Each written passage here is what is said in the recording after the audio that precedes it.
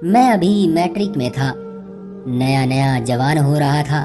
दिल में हजारों हसरतें जन्म लेने लगी थी।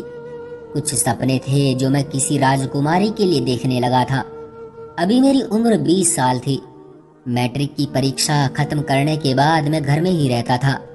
न कोई काम करता था। पापा चाहते थे मैं पढ़ लिख कर इंजीनियर बन जाऊं, लेकिन मैं और ज्यादा नहीं पढ़ना चाहता था। पापा के सामने अब मैं क्या कह सकता था। मैंने पापा को कहा भी था, पापा मैं नहीं पढ़ना चाहता, बेहतर है आप मुझे कोई काम सीखने दें। लेकिन पापा ने मुझे डांटा और गुस्से में कहने लगे, कान खोल कर सुन लो, तुम्हें हर हाल में इंजीनियर बनना है, ये मेरा सपना है। मैं चुप हो गया। जवानी के दिन थे, जज्बात मचलने लगे थे। किसी फिल्म या किसी गाने की वीडियो में किसी हीरोइन को नाचते देखता तो दिल बेकाबू सा होने लगता था। धड़कनें बेतहाशा धड़कने लगती थी। एक दिन मोहल्ले की एक लड़की जो मेरी उम्र की थी, इसे देखकर मेरे अंदर की मोहब्बत, मेरे अरमान, इश्क सब महकने लगते थे।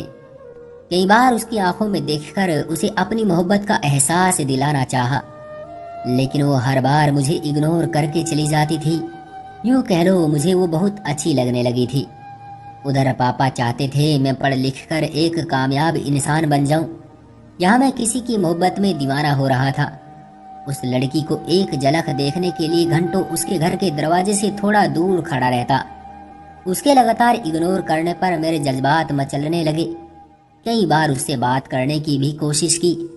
मौका पाकर उसे अपने दिल की बात भी बताई थी, मगर वो बिना कोई जवाब दिए चली जाती। एक दिन वो गली से गुजर रही थी, मैंने उसका हाथ पकड़ लिया। वो डर गई। उसने चिल्लाना चाहा, लेकिन मैंने उससे प्यार से कहा, क्यों मेरी मोहब्बत को नहीं समझती हो? कितनी बार बता चुका हूँ मैं तुमसे बहुत प्यार करता हूँ। वो मुझे कहने लगी, देखो मेरा हाथ छोड़ो। थोड़ा गुस्से में बोली तो मैंने हाथ छोड़ दिया। वो शायद डर गई थी। वो भागते हुए अपने घर में चली गई। मैंने सोचा पहली बार है तो ऐसा तो होता ही है, आहिस्ता आहिस्ता मान जाएगी। मगर उस लड़की ने घर जाकर अपनी माँ को बता दिया। रात को उस लड़की के पापा हमारे घर आ गए और उन्होंने मेरे पापा को सब बता दिया और गुस्से में कहने लगे, दोबारा ऐसी गलती की तो बहुत बुरा होगा, और हाँ अपने बेटे की जल्दी से शादी करवा दो, जवान हो चुका है। आज मेरी बेटी का हाथ पकड़ा है, कल को न जाने क्या करेगा। पापा गुस्से से चिल्ला उठे।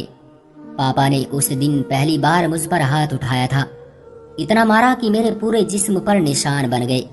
मैं पापा से कहना चाहता था, पापा मुझे नहीं पढ़ना, मैं कोई काम सीखकर जल्दी से शादी करना चाहता हूँ। एक दो बार कहा भी था, मगर वो डांट कर कहते, तुम इंजीनियर बन जाओ शादी भी हो जाएगी। मैं जवान था, मेरे अंदर भी जज्बात थे, कुछ अरमान थे। मेरे अंदर हर दिन हवस बढ़ती चली गई।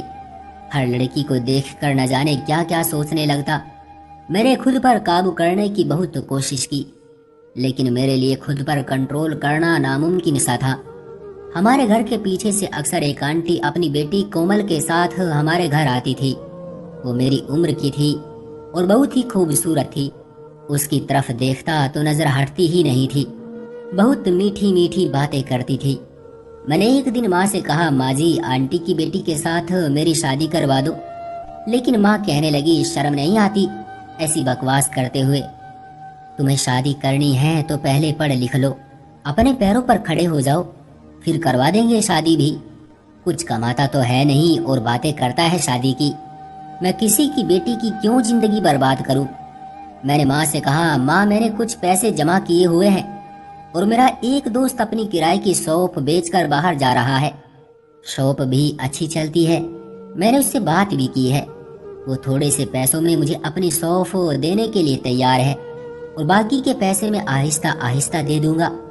माँ अगर तुम पापा से बात करके मेरी शादी कोमल से करवा दो तो मैं अपने दोस्त से आज ही बात करके वो शॉप ले लेता हूँ और मेरी अच्छी खासी आमदनी शुरू हो जाएगी और मैं साथ में पढ़ता भी रहूंगा। माँ भी डांटते हुए बोली, तू पागल हो गया है क्या? हम तुझे इंजीनियर बनाना चाहते हैं और तू एक शॉप चलाएगा?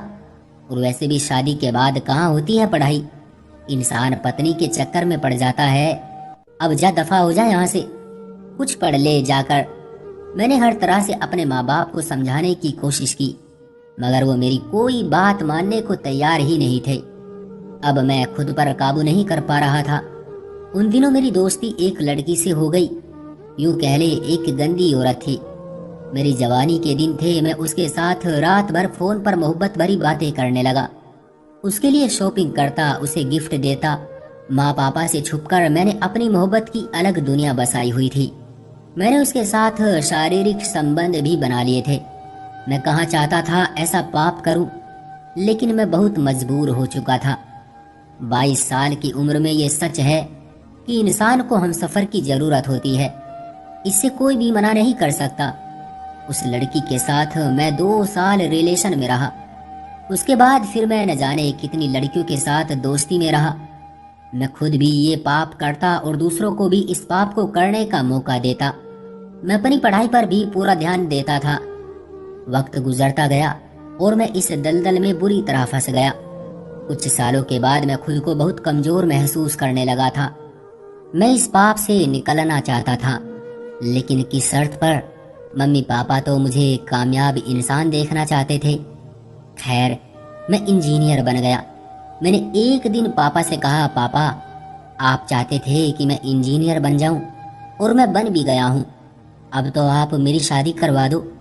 लेकिन पापा मुस्कुराकर बोले, ओए शर्म कर शर्म, तेरा बड़ा भाई भी अभी तक कुंवारा है। मैंने उससे शादी की बात की है, मगर वो अभी 2 साल और शादी नहीं करना चाहता। पहले बड़े की शादी करूंगा, फिर तुम्हारी।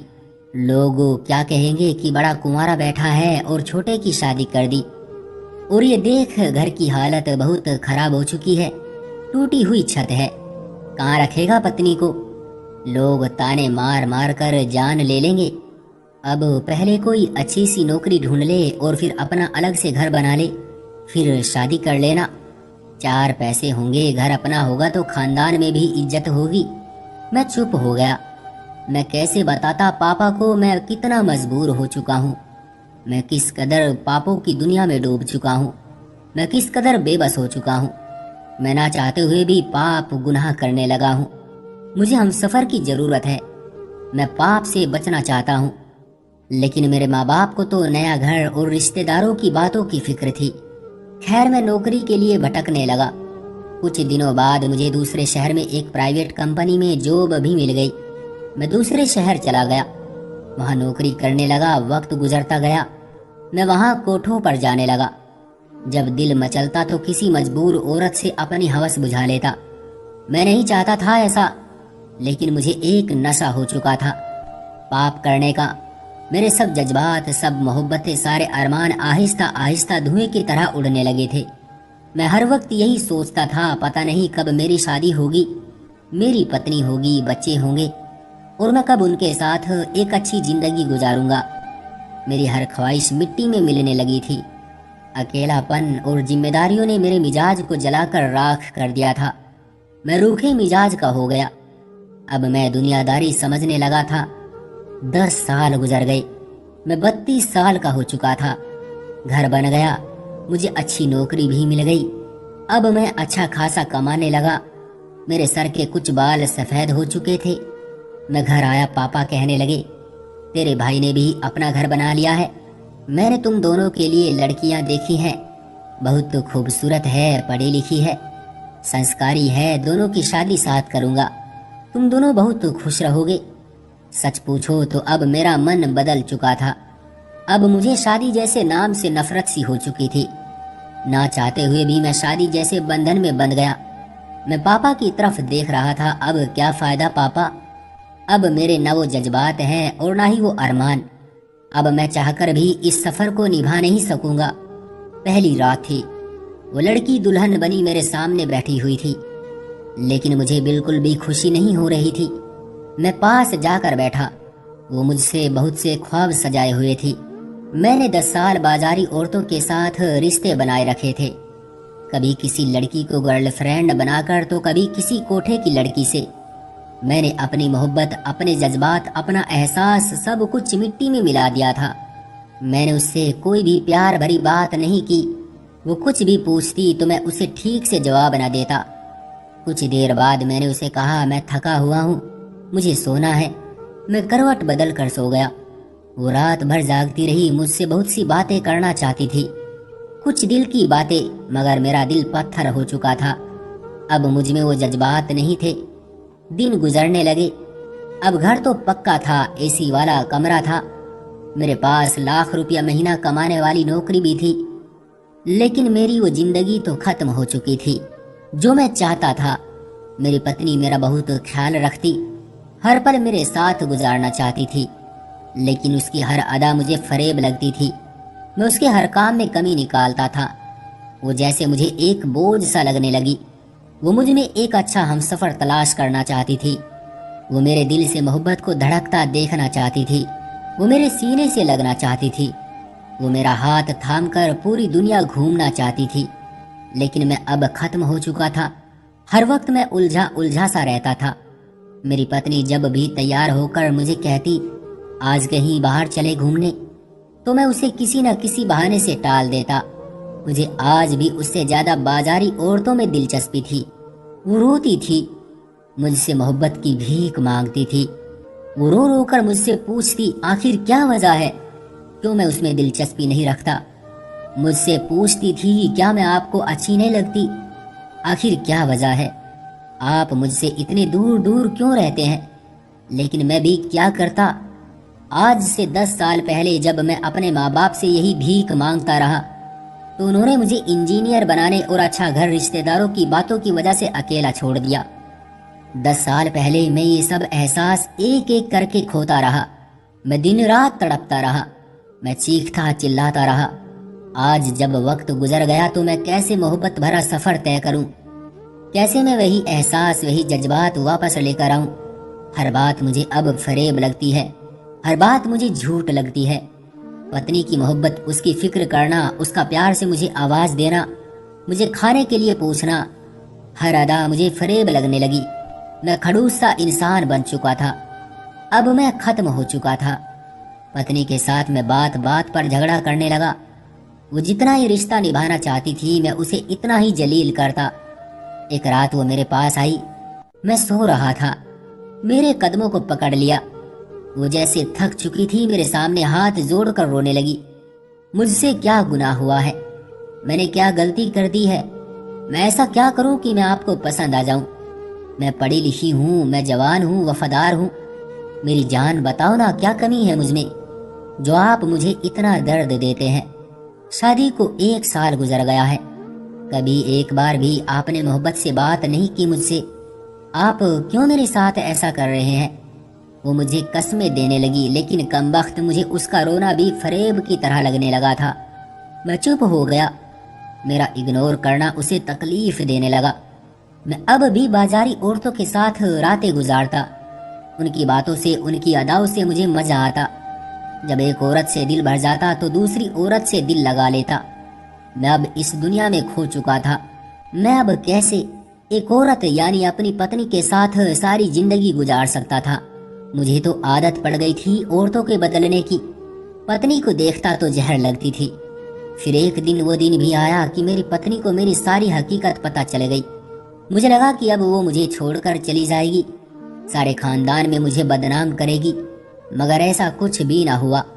वो तो बहुत तड़पी थी, सारी रात मेरे पांव पकड़कर रोई थी, मुझसे पूछती रही आखिर मुझ में क्या कमी थी जो तुम बाजारी औरतों के पास जाते हो।